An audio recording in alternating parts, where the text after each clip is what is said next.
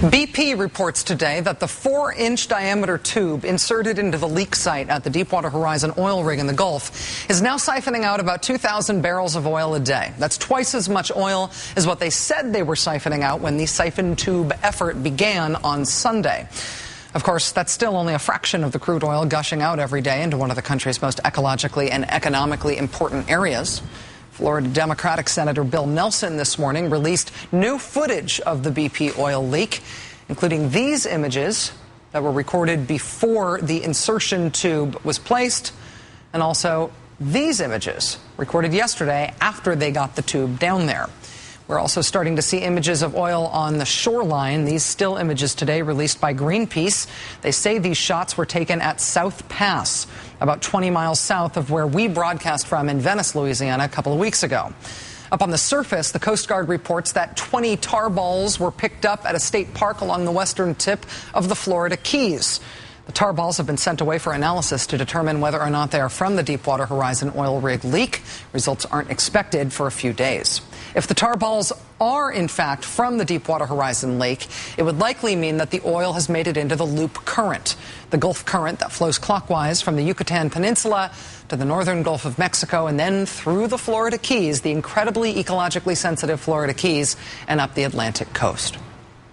The enormity of what we still don't know about this spill, the size of it, its ecological impact, how the heck to stop it. The enormity is so enormous that the man overseeing the government's response to it, Admiral Thad Allen of the Coast Guard, called it, quote, the hardest problem I've ever had to face. Coming from anybody else, that wouldn't raise an eyebrow. Coming from Thad Allen, given what he's faced in the past, eyebrows raised.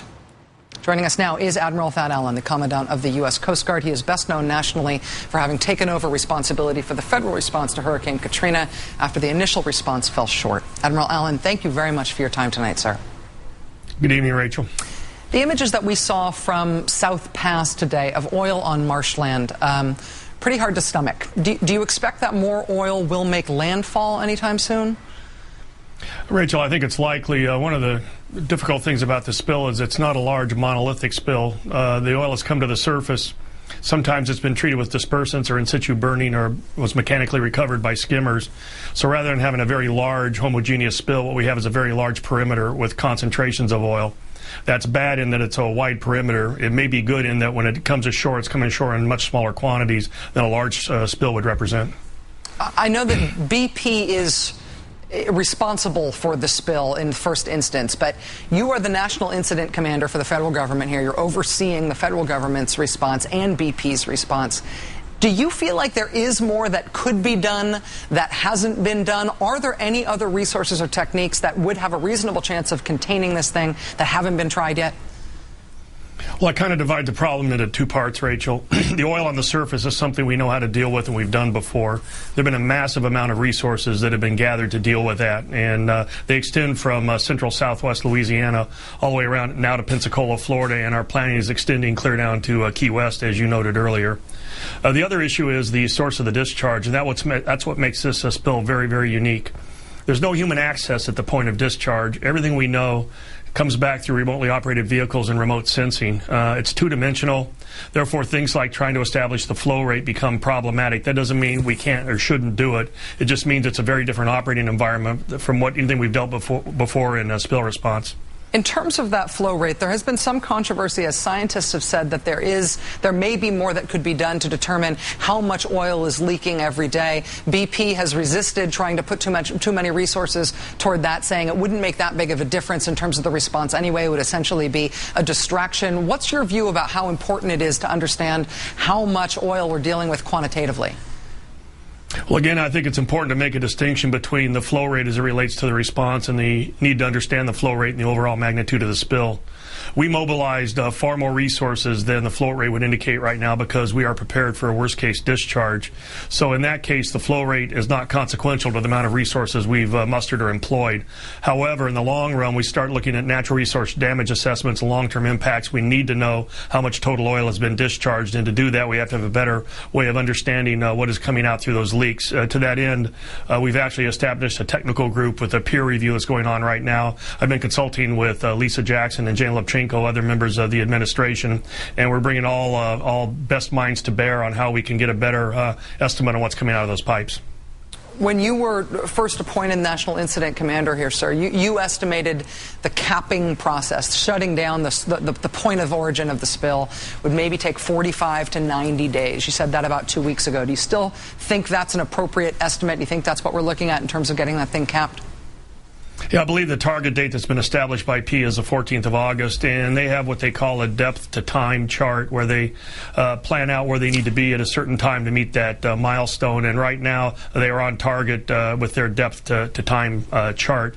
They are taking a pause right now because they have to build casing on the way down to support the pipe before they go through another section, and they're just below 4,000 feet below the seafloor right now.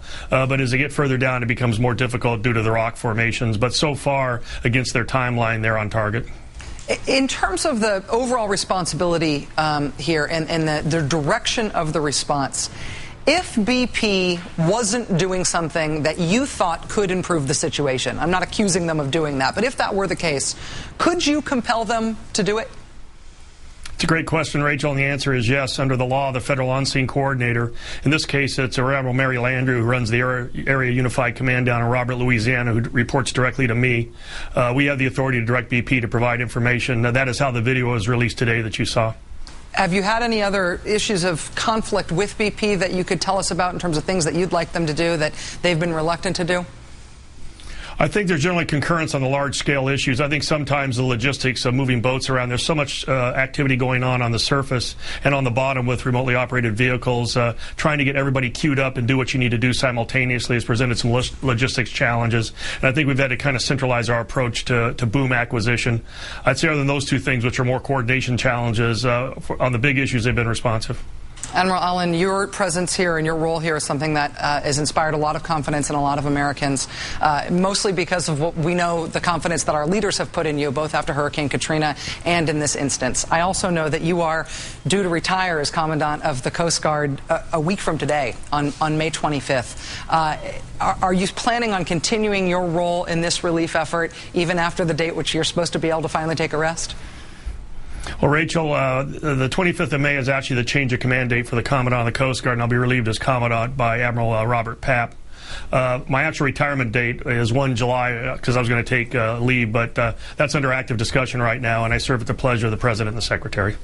Admiral Thad Allen, Commandant of the U.S. Coast Guard, thank you for your service. Thank you for joining us tonight, sir, and best of luck. We're all counting on you. Thank you, Rachel. Thank you.